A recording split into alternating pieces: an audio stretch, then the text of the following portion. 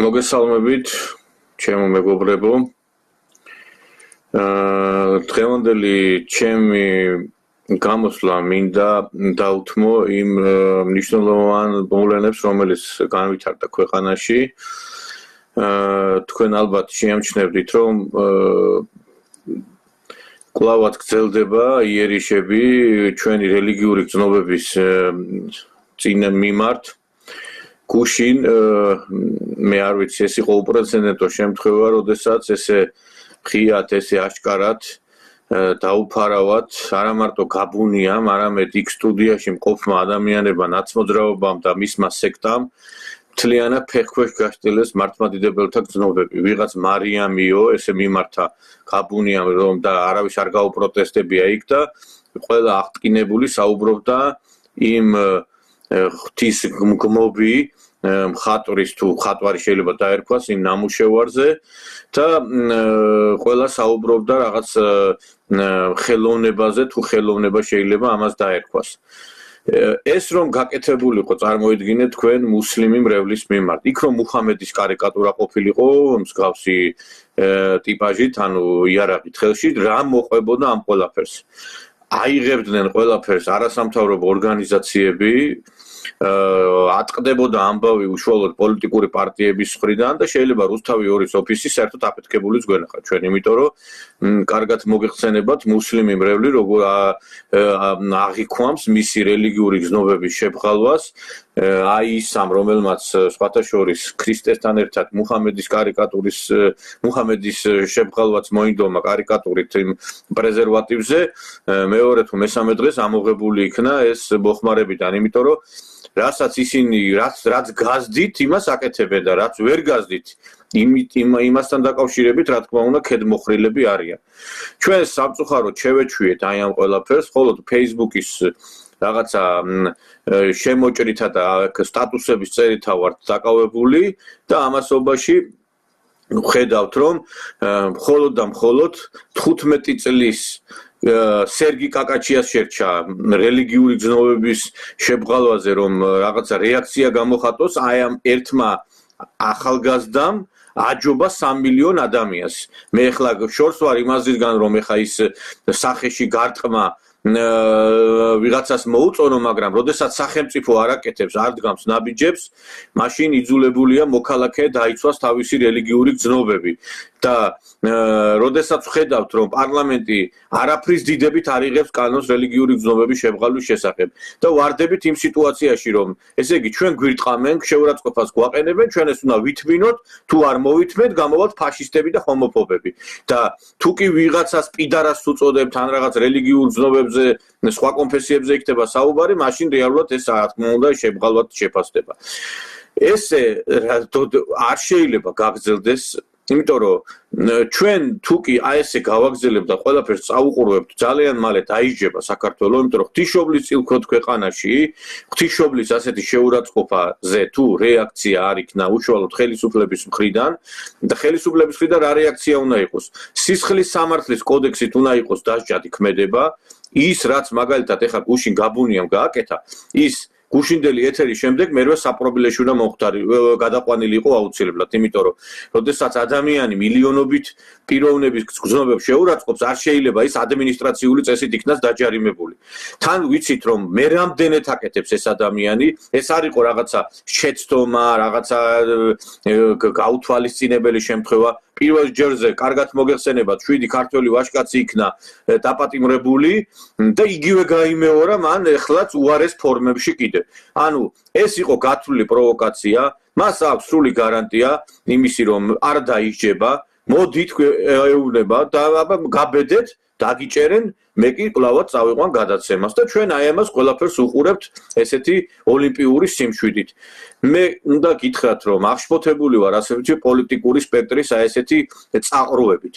იმის გამო, რომ რუსთავი 2-ის ეთერი არ დაეკეტოს ამ ხალხს, ესეთი არავითარი შეფასება, არავითარი კრიტიკა ამ ტელეკომპანიის მიმართ და მხოლოდ მე აი ჩემთვის იყო მისაბაძი და საკმაოდ ისეთი სასიამოვნო, როდესაც აი ძლეოსანმა სოფლიო ჩემპიონმა ჩვენმა საამაყო ქართველმა ტალახაძემ გამოვიდა და შეშფოთება გამოთქვა და დაგმო გაბუნია საქციელს. დანარჩენები სად ახართ, მაინტერესებს. იგივე ცნობადი სახეები, ოლიმპიური ჩემპიონები, ჩვენი ეგრეთ წოდებული ინტელიგენცია და აგრეთვე ის ხალხი, რომლებიც ჰომოფობად ლაცხავთ იმ ადამიანებს, რომლებიც რელიგიურ ზნობების შეურაცხყოფაზე მძიმედ აღიქვამენ. სად არის ბუღაძე, რატიშვილი, NGO-ები, ანუ სად არის პოლიტიკური პარტიის ხელმძღვანელები? ეხლა მე ჩემთვის გაუგებარია, როდესაც აი ესე შენ თუ ხარ რაღაცა პოლიტიკაში და შენ ხედავ რომ შენს თანამოქალაქეებს ვიღაცა ესე აბუჩად იგდებს, ერთხელ განცხადებაც ხო უნდა გააკეთო და მიმართო ბოლოს და ბოლოს ხო ამ ადამიანს. ეხლა მე დავინახე აქ საპატრიარქოსკენ ხელის გაშვერეს ვის ცდელობა. რა ქნას ამ საპატრიარქომ ეხლა ვერ გავიგე, მის ხელში არ არის აღმასრულებელი ხელისუფლება. 1000-ჯერ მიმართა ჩვენ მრევლს არ შეიძლება დაიჟებით ამის გამო. ეხლა რა ბერკეტი აქვს საპატრიარქოს, რა უნდა გააკეთოს, განცხადებებიც გააკეთა. ეს რაც გასაკეთებელი არის, ვიზეც არის გასაკეთებელი, იმან ეს არის ხელისუფლება. და საპატრიარქომ რა უნდა გააკეთოს, გაბუნია დაიჭიროს, მივიდეს თუ ჯოხებით უნდა ცემოს და გამოვაგდოს იქიდან, მაინტერესებს. ამიტომ კიდევ ერთხელ ვიმეორებ, რომ ის რაც გასაკეთებელია, სანამ მანდამაინც სისხლი უნდა დაიღვაროს და მერე უნდა დაიწყოს ვიღაცებმა ქმედებები, გენდერულ თანასწორობაზე, რაღაცა სისულელეებზე, ნინია კაკაბაძის მხარდაჭერა, ლომჯარიას მხარდაჭერას, სჯობია აი ეს კანონი მიიღოთ გამკაცრებული ფორმით და როდესაც ეს NGO-ები ყვირიან რომ არ უნდა იქნას მიღებული კანონიო, იმიტომ ყვირიან რომ მათ უნდათ უფრო მეტი ქრისტიანი გამოკეტონ ციხეში, უფრო მეტი ხალხი დაალპონ და ეს ესე არ უნდა გაგრძელდეს და მე ვფიქრობ რომ ამას ყველაფერს დასასრული უნდა გქონდეს. ასევე ჩემთვის შემაშფოთებელია ის რაც ხდება კლუბ ბასიასა და გალერისთან დაკავშირებით. ხედავთ რომ ფაქტიურად ის კამპანია რაც დაიყო შინაგანშეულ საქმე და სამინისტრომ ამ ნარკო რეალიზატორების წინააღმდეგ ამ ხალხის გამარჯვებით დასრულდა საბოლოოდ, იმიტომ რომ გააკეთეს აქციები თითი უქნიეს ხელისუფლებას, პანჩურები ურტყეს პოლიციას, ხელისუფლება თქვა რომ ნარკოლიბერალიზაციის კუთხით გადავდგამთ ნაბიჯებსო, ანუ რაც უნდათ ყველაფერი მიიღეს, კლუბებიც გაიხსნა და ქართველი ხალხი გამოვიდა და ესე იგი კვლავაც დამარცხებული. აი ამ ბრძოლაში და სახელმწიფო გამოვიდა დამარცხებული ამ ბრძოლაში და რატომ? აი კითხვას ვამ რატომ? მე მინდა მივმართო ხელისუფლებას. თქვენ ხართ ის ხალხი, რომლებიც ჩვენ არჩევნებამდე ყვირდებოდით ჯანსაღ ცხოვრების წე. რატომ უნდა იყოს ოლიმპიურ აუზში, რომელიც არის განთავსებული დინამოს სტადიონზე, ნარკობარიკების ხადნიარი? მაინტერესებს ერთ. ეს თავის დროზე კომუნისტებმა იქ ადგილი გააკეთეს იმისთვის, რომ იქ ადამიანებს, ბავშვები, ახალგაზრდები მისულიყვნენ და ჯანსაღი ცხოვრებით ეცხოვრათ. კონსტიტუციის 37 მუხში ხაზგასმით არის კაფიო დაფიქსირებული, რომ სახელმწიფო ვალდებულია თავის მოკალაქეებს შეუქმნას ჯანსაღი და უნებელი გარემო, ხო? ჩვენ ლაგუნავერეს დაკეტვის შემდგომ გვაქვს პრობლემები საცურაო აუზებთან დაკავშირებით. მე მინდა მივმართო კახი კალაძეს.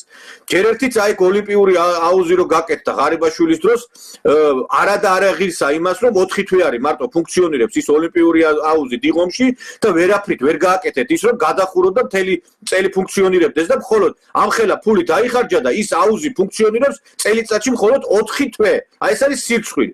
და დინამოს სტადიონზე კეთილი ინებეთ ის იჯარა რომ გაუფორმა სახელმწიფო საფეხბურთო კლუბ თბილისის დინამოს, უზრუნველყავით ის რომ ის ოლიმპიური აუზი რომელიც არის იქ თუ აუზი ჩვეულებრივი და პრინციპი ჩვეულებრივი არ არის, დიდი აუზია, ეგ არის ლაგუშატნიკიც არის და არის დიდი ბასეინიც არის. დანიშნულების სამები იქნას გამოყენებული და არა იქ იმისთვის რომ ზოგიერთმა ჟურნალისტმა იქ ვენაში წამალი გაიკეთოს და ასევე ზოგიერთმა ჟურნალისტმა იქ ბრელოთახში კიდე რაღაცით დაკავდეს, გესმით? ეს არის იმისთვის რომ ჯანმრთელი და უნებელი ცხოვრების წესი დაინერგოს. ასევე ის გალერისთან დაკავშირებით მინდა ვთქვა, გალერი იყო ეკლესია, ეს არის სერგი ჩერნიგოველის მე თუ არ ვწდები, ღმისი მამა ჩერნიგოველის ეკლესია, რომელიც ფუნქციონირებდა. ეხლა წარმოიდგინეთ თქვენ ეს ნაძალადევის რაიონში გადასასვლელთან ადრე იყო აბანო, მერე შემდგომში ეროვნული მოძრაობის დროს ის კვლავ დაებრუნა პირვანდელი სახე და კვლავ ეკლესია გახდა. უდიდესი მკრეხელობა და ცოდვა არის, როდესაც ჩვენ ხედავთ, რომ ესე იგი ეკლესიის იმაში, რა ქვია, შენობაში სტრიპტიზი ეწყობა გაუკუმართებული ფორმებით. მე გაჩვენეთ კიდევაც ეს ეთერში, ობიექტივის ეთერში, როგორ ცეკვავდნენ იქ ტრანსგენდერები, წარმოიდგინეთ, ეს ხდება ეკლესიის მაშინ შენობაში, საკურთხეველში პირდაპირ, ხო? და ამიტომ მე მგონი ამ ხალხში, ამ პარლამენტში ის ხალხი, რომლებიც სამებაში იმაზე, რა ქვია, წირვებზე რაღაც მნიშვნელოვანი დიდი დღესასწაულები რო არის, მუხლები გადატყავებული, წამოფორთხიალდება ხოლმე და ხალხმა რო დაინახოს, იქ დიდრონ სანთლებს დაიჭერს. ამიტომ ის გალერით დაუბრუნეთ ეკლესიას და ეს ბასიანი გამოაგდეთ იქიდან და დაუბრუნეთ ეს ბასიანი იმ წყალბურთელებს და ჯანსაღი ცხოვრებით დაკავებულ ადამიანებს.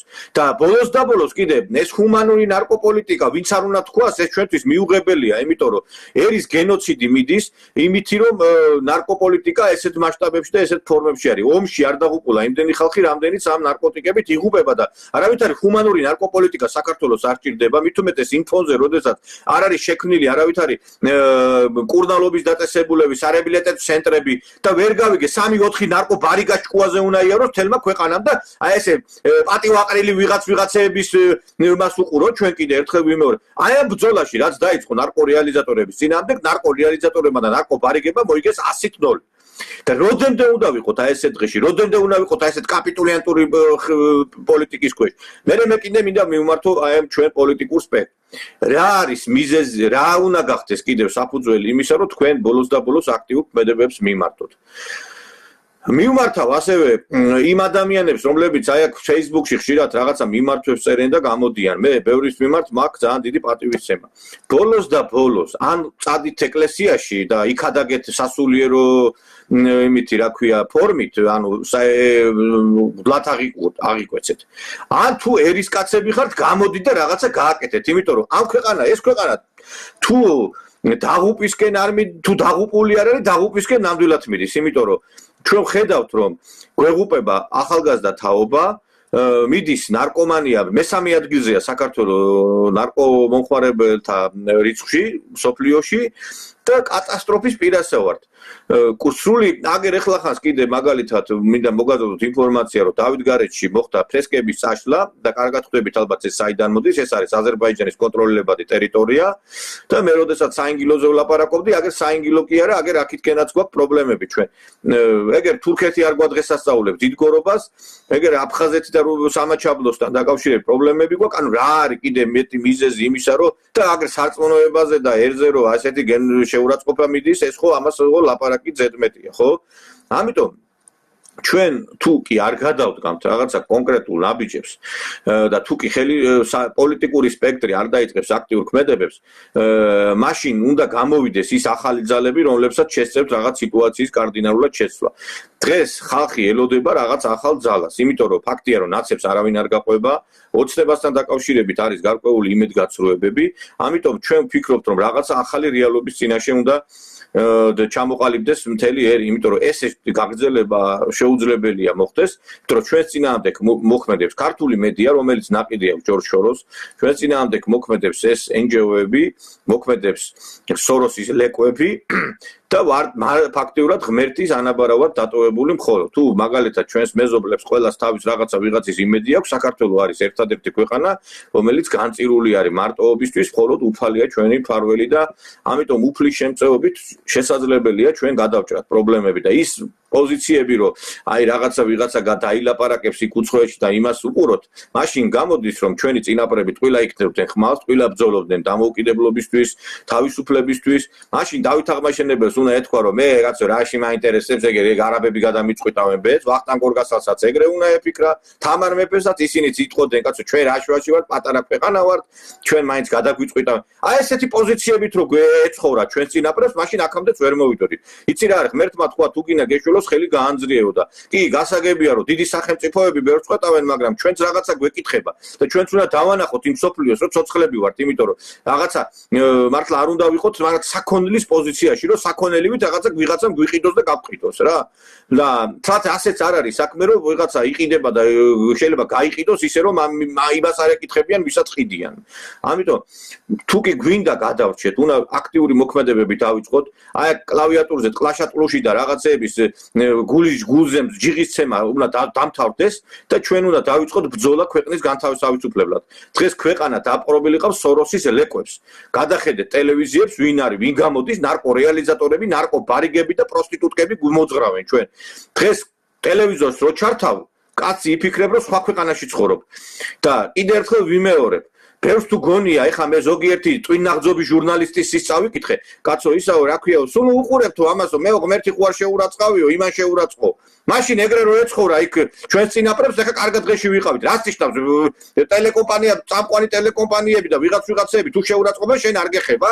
რას გაძლევენ ამისთანაც ამ კონვერტებით, რას გიხდია შენ აწირალა. შენ ასეთ რო ასე ლაპარაკობ, მაინტერესებს. და ვინ ახართ ასეთი რა არის და მე კიდე მინდა ამ ხელისუფლებაში ყოფ ადამიანებს მივმართო რა.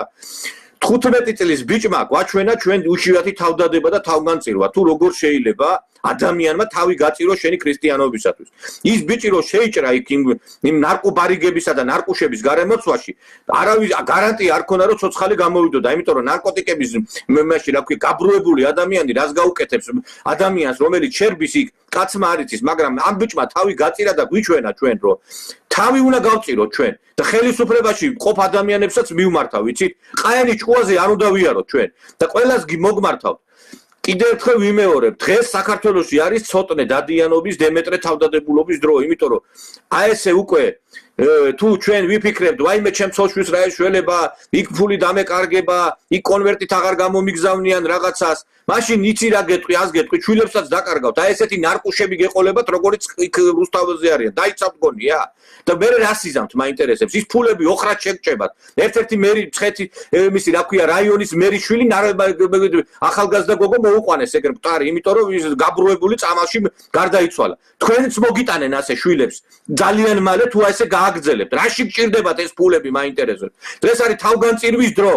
და საქართველოში თუ თავგანწირვა, აი 15 წლის ბიჭმა აჯობა 3 მილიონ ქართველ კაცს. და შარვლები ტყილანუ გაცვიათ კიდე ერთხელ ვიმეორებ. ეხლა ვიღაცამ შეიძლება დასვას კითხვა, აი თქვენ რო ლაპარაკობთ, მათ თქვენ რატო არ მოგქმედებთ? კაცმა არის ის ვირას გააკეთებს, მაგრამ ერთი რამე არის, ბრძოლაში რო ადამიანი მიდის, მას ხმალი სჭირდება და შეერაღება. ამიტომაც რაღაცა ბრძოლას როდესაც იწყებ, ასევე გარკვეული რესურსებია საჭირო და მე ადამიანებს მივმართავ, ვისაც ეს რესურსიც აქვს და ყველა საშუალება, რომ ეს ბრძოლა აწარმოოს. და სამწუხაროდ პირადად მე ეს რესურსი არ გამაჩნია, თორე აქამდეც დავიწყებდი ამ ბრძოლას.